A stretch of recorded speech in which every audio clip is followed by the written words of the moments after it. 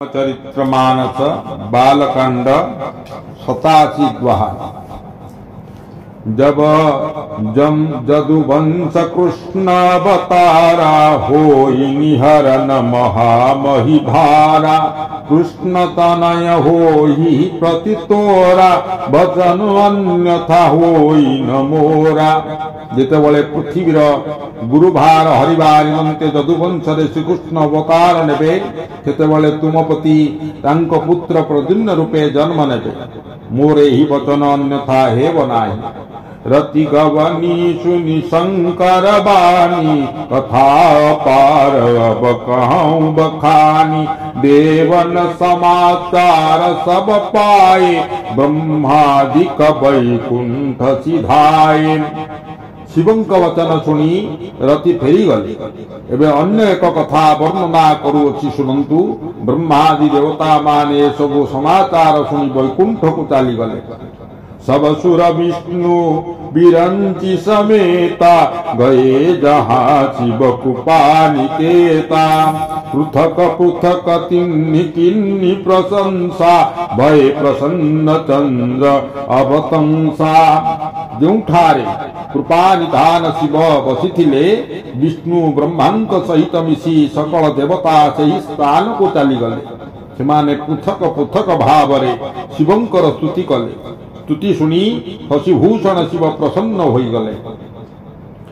बोले कृपा सिंधु वृष केतु कहूँ अमर आए के ही हेतु।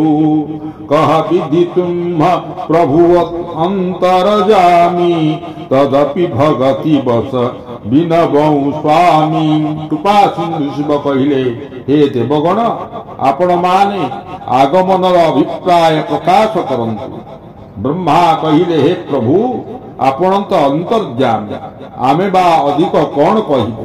तथापि हे स्वामी मु भक्तिर सहित आपण को विनती करूअछि। सकल सुरन्न के हृदयांश शंकर परम उत्साहु। निज नयन ही देखा तहि नाथ तुम्हारा विबाहु। हे शंकर सकल देवतांकर मनने परम उत्साह जात होइछि जे हे नाथ समस्ते सोचक्षुरे आपणकर विवाह उत्सव देखिवे। यह उत्सव देखिय भरि लोचन सोई कछु करहु मदन मद मोचनम। काम जारी रति कहु बरु दिन्हा कृपा सिंधु अति भल किन्हा। हे कामदेवंकर मदतुन्नकारी आपण ये परि किछि करंतु जद्वारा समस्त नयन भरी एही उत्सव देखि पारिबे। हे कृपा सागर आपण कामदेव को भस्म करी रति को जो बर देले खूब भल कले। सासती करी पुनि करही पसाऊ नाथ प्रभु न कर सहज सुभाऊ। पार्वती तपु किन्हि अपारा करहु तासु अब अंगीकारा। हे नाथ श्रेष्ठ प्रभु मानकर यह एक सहजात स्वभाव जे सेमाने दंड तो दियंती ता सहित विशेष कृपा भी करिथांती। पार्वती अपार तप करिथंती वर्तमान आपण तांकु ग्रहण करंतु। सुनी विधि विनय समुधि प्रभु बानी ऐसे हो कहा सुखबानी। तब देवन दुंदुभि बजाई बरसी सुमन जय जय सुर साई। ब्रह्मांकर कथा सुनी एवं प्रभु श्रीरामंकर कथा मने पकाई शिव प्रसन्न होई कहीदेले एवमस्तु। ताहा सुनी देवता माने आनंद रे दुंदुभि नागरा बजाइले एवं पुष्पवृष्टि करी करी जय जय हो देव स्वामींकर जय हो बोली ध्वनि पकाइले।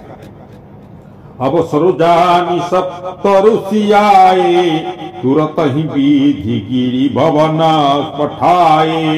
प्रथम गए जहाँ रही भवानी बोले मधुर वचन छल सानी। उचित अवसर जानी सप्त ऋषि माने आसी पहुंची गले। ब्रह्मा सेमानंकु तुरंत पर्वत राजंक घर को पठाइले।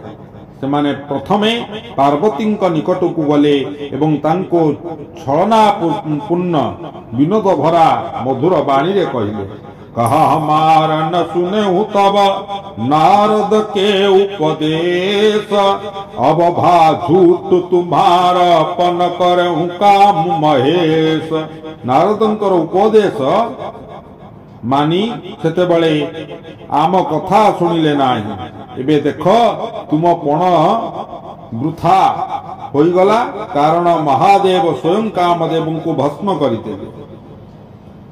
सुनी बोले मुस्काई भवानी, उचित कहऊ मुनि बर विज्ञानी। तुम्हारे जान काम अब जारा, अब लगी शंभु रहे सविकारा। या सुनी पार्वती मृदु मृदु हसी पकाइले। हे विज्ञानी मुनिगण, आपण माने ठीक कहिचंती। आपण मानकर बुझिबार से कामदेव को वर्तमान ही भस्म कले। सते जेपरि से ए पर्यंत विकारयुक्त कामर अधीन होई रहितिले। हमरे कान सदा शिव जोगी, अज अनबद्य काम अभोगी।